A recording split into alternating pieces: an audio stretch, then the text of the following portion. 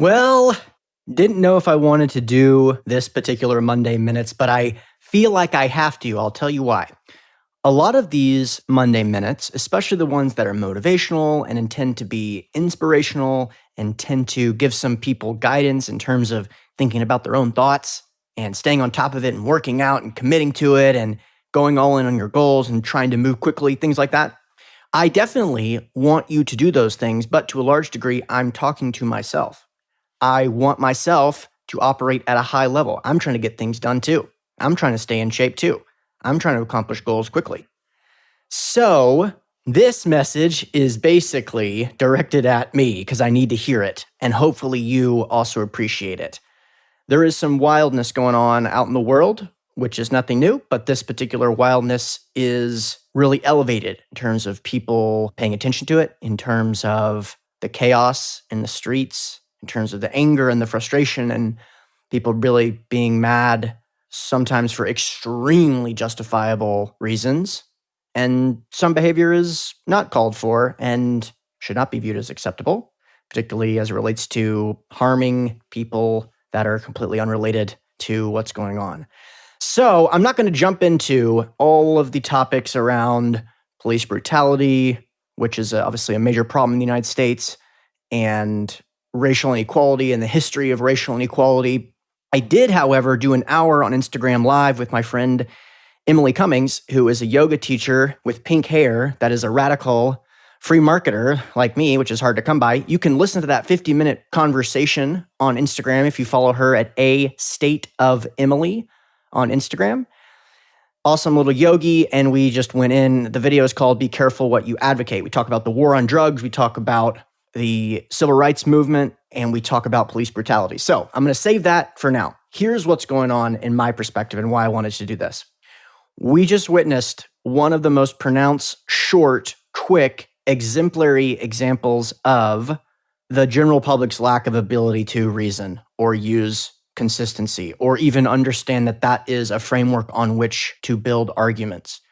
We went from people should not be able to go to the gym, and people should not be able to get a haircut, and people should not be able to go to church or go to school, to 60,000 people walking in Hollywood Boulevard in close proximity with each other. Google the drone footage. It's completely insane if you're looking at it from the view of a global pandemic is taking place. Now, of course, you know that my thoughts on this have changed as the data has become available.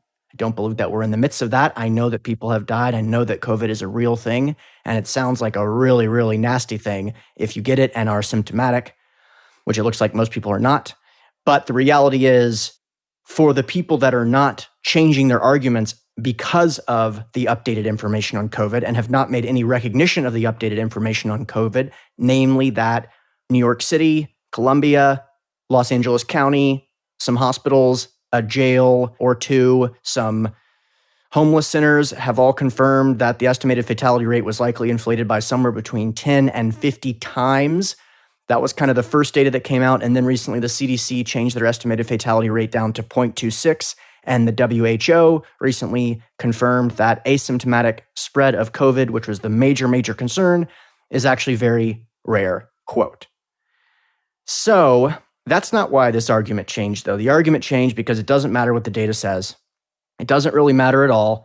It doesn't matter if it was 26% or 2.6% or 0.26% or 0.026%. That does not impact most people's vision about how to behave. What most people's vision about how to behave is about is what they're told to do. So that's kind of where I'm coming from with this.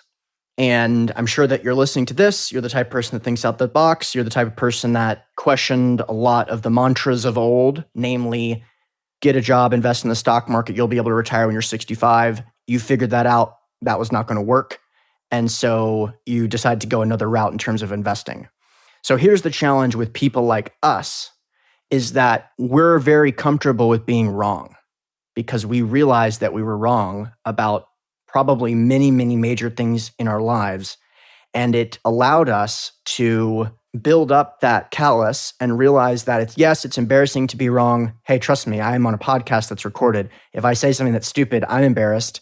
But we get over it. We realize our friends and family love us and we can move on with their lives.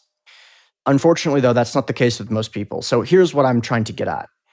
If you're like me, you're probably standing here to some extent looking at the overwhelming support of these protests where tens of thousands of people are getting in the streets, and simultaneously from the same people that just weeks ago you may have speculated were certainly willing to call the cops if they found out you were going to a party or a wedding or to church.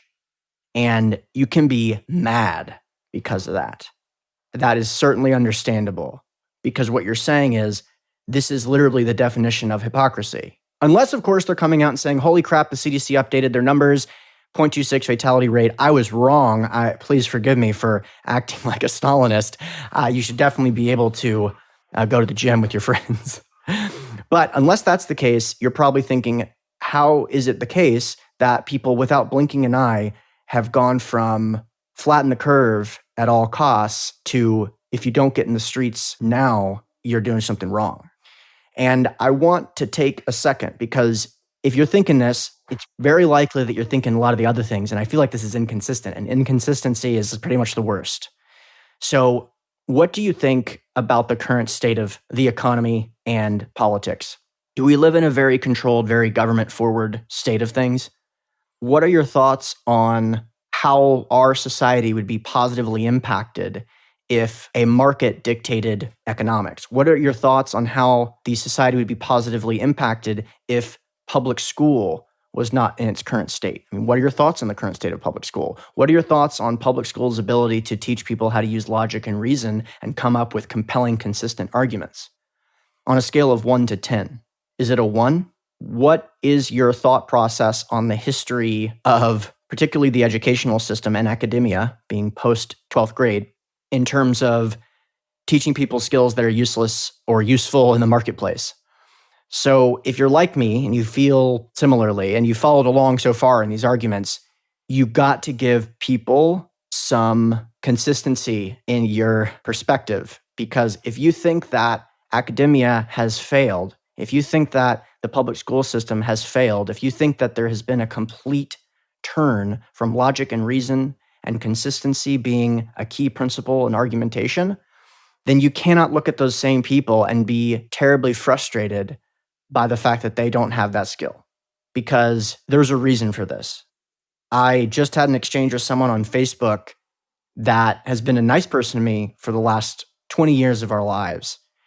And they were very loud, shaming vocal participants in the go the F home type of stuff, and recently posted something about the date and location and street address of the next protest. And I showed a photo of what was going on in LA, which to a large degree was extremely powerful. I mean, tens of thousands of people walking down Hollywood Boulevard peacefully.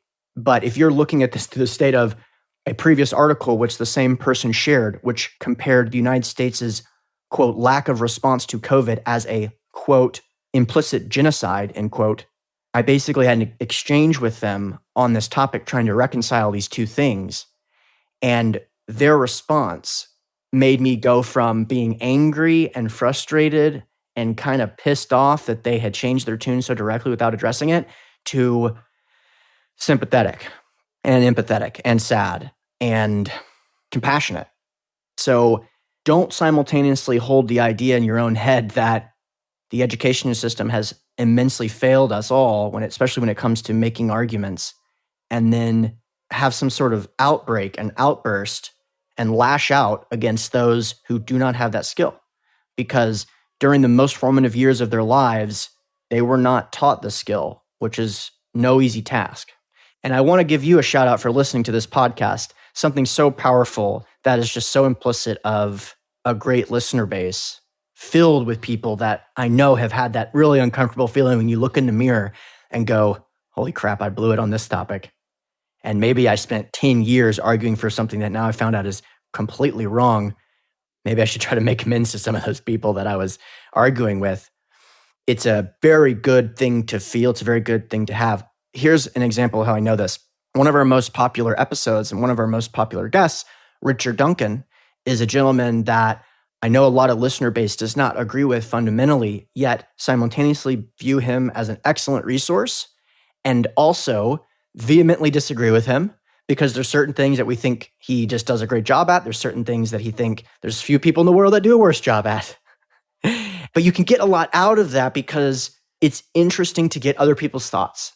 We're very, very lucky to be in a world where through the decentralization of the education branch, which to a large degree was done for free, I don't even think any free market economist would have been able to come up with this. They said, yeah, listen, instead of public education, no, it's not even going to be for money. Literally, people are just going to put on the internet videos and podcasts of the most detail-oriented things, everything from how to put on makeup to how to understand macroeconomics for free.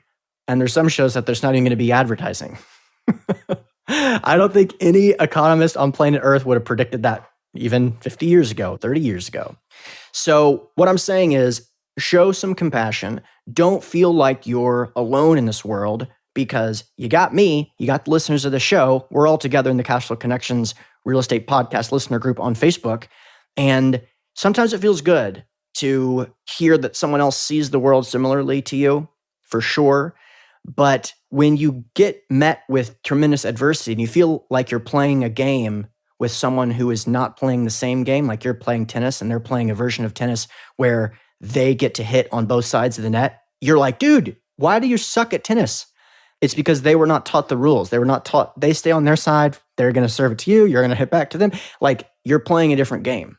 So hopefully this works. I don't want to sound like, on my high horse of rationality. I'm just trying to give you hopefully what you need to hear, which is show some compassion for those that were not taught the same skills that you likely forged yourself. Hopefully that puts some of you at ease. All right, listeners, you know the routine. This show is all about learning, making wise investments, and protecting and growing your capital. So if you're interested in these topics, make sure to hit the subscribe button. Of course, if you've already enjoyed a couple of great episodes, don't be shy, leave a review. It really helps the show's visibility. And lastly, if you're an accredited investor and you're interested in learning more about our investment opportunities, the types of deals that I personally invest in, go to asymcapital.com. That's ASYMcapital.com. Thanks a lot.